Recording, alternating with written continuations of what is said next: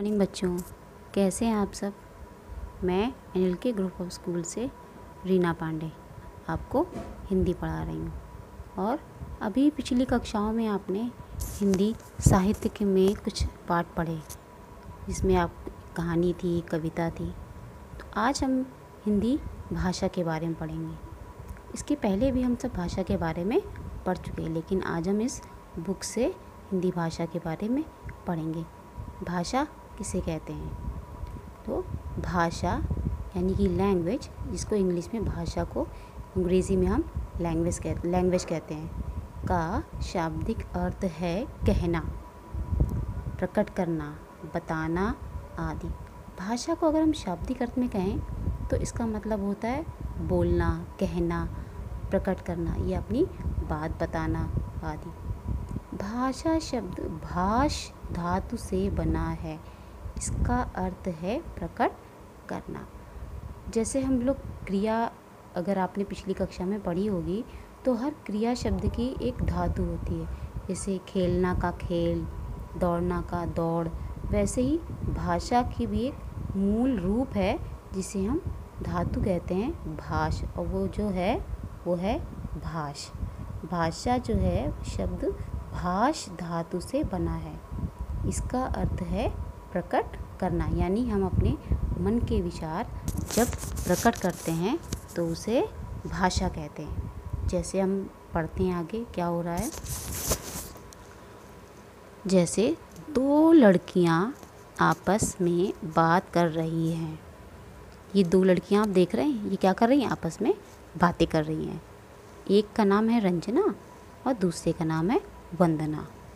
तो रंजना कह रही है, वंदना तुम्हारी क्लास किस नंबर में लगती है? रंजना वंदना से पूछ रही है, तुम्हारी क्लास किस नंबर पर लगती है? वंदना ने जवाब दिया, मेरी क्लास कक्ष संख्या 11 में लगती है। अब वंदना ने अपनी बात बताई कि जो मेरी क्लास है वो रूम नंबर 11 में होती है। उपरोक्त वाक्यों में रंजना और वंदना के बीच जो बातचीत का माध्यम है वही भाषा है। ये दोनों आपस में बातें कर रही हैं, पर किस माध्यम से? क्या वो इशारे में बातें कर रही हैं?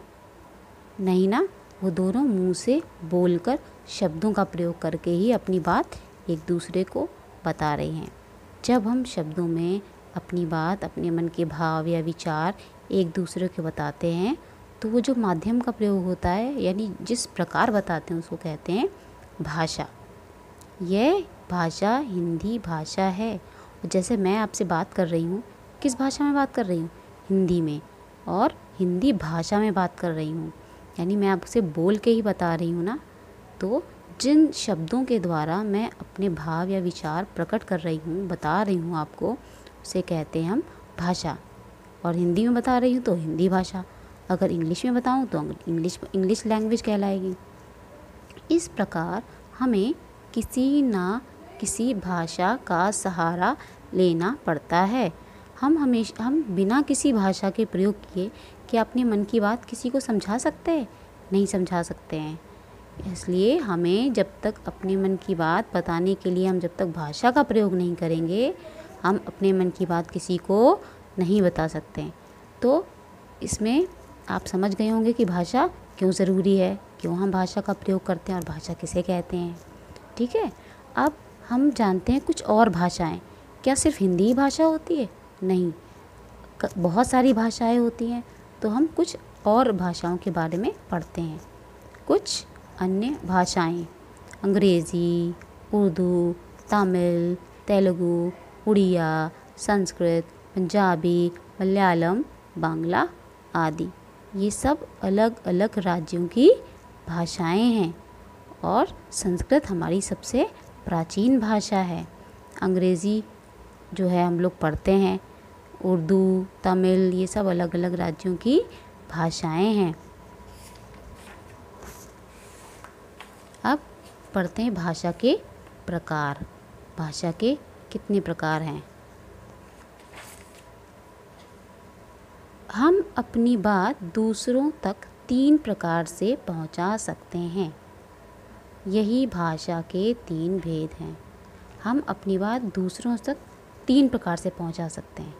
पहली है लिखित भाषा, दूसरी है मौखिक भाषा और है सांकेतिक भाषा।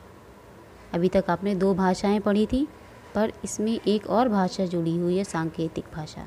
चलिए देखते हैं लिखित भाषा किसे कहते हैं। हाँ, इसमें हम अपने विचार लिखकर प्रकट करते हैं। जैसे हिंदी में निबंध लिखकर मनीष अपना गृह कार्य पूरा कर रहा है। लिखित भाषा में क्या होता है, हम अपने विचारों को लिखकर प्रकट करते हैं, लिखकर बताते हैं। जैसे ये लड़का अपनी कॉपी में अपने विचार लिख रहा है, तो उसे हम कहेंगे लिखित भाषा। अब दूसरी है मौखिक भाषा। इसमें हम अपने विचार बोलकर प्रकट करते हैं। जैसे नेताजी जनता को भाषण देकर अपने विचार प्रकट कर रहे हैं। इसमें क्या हो रहा है, जो नेताजी हैं वो अपनी जो बोलकर अपनी भाषा अपने बोलने के द्वारा अपने मन की बात दूसरों को बता रहे हैं। जैसे कक्षा में जब अध्यापिका होती है, टीचर अपने मुंह से बोल करके ही अपनी मन की बात बताती है और आप भी बताते हैं, तो उस भाषा को हम क्या कहेंगे, मौखिक भाषा। जब हम कोई बात बोलते हैं तो दूसरा सुनता है, उसे कहते हैं मौखिक भाषा। अब तीसरी है एक सांकेतिक भाषा। इसमें हम इशारे के द्वारा अपने विचारों को प्रकट करते हैं। जैसे माँ राजीव को संकेत के द्वारा, सांकेतिक भाषा में हम क्या करते हैं, अपने मन के विचारों को इशारों में बताते हैं। जैसे माँ राजीव को संकेत के द्वारा बुला रही है, जैसे हम इशारे से कहते हैं इधर आओ। या जब हम छोटा होता है बच्चा, तो इशारों में ही बताता है मम्मा भूख लगी है, पानी पीना है। जब तक उसके पास भाषा नहीं होती, बोलना नहीं सीख जाता, तब तक वो अपनी बात कैसे बताता है, इशारों में। लेकिन हमारी जो सबसे मेन भाषा है, प्रकार हैं, वो लिखित भाषा, मौखिक भाषा। ये तीसरा प्रकार है सांकेतिक भाषा। आगे है लिपि। अब भाषा को लिखने का तरीका क्या होता है, कैसे हम लिखते हैं। भाषा हमने बोलना तो सीख लिया, पर जब हम लिखते हैं तो लिखने के लिए हम किसी चिन्हों का प्रयोग करते हैं। हिंदी भाषा को लिखने की लिपि है देवनागरी लिपि।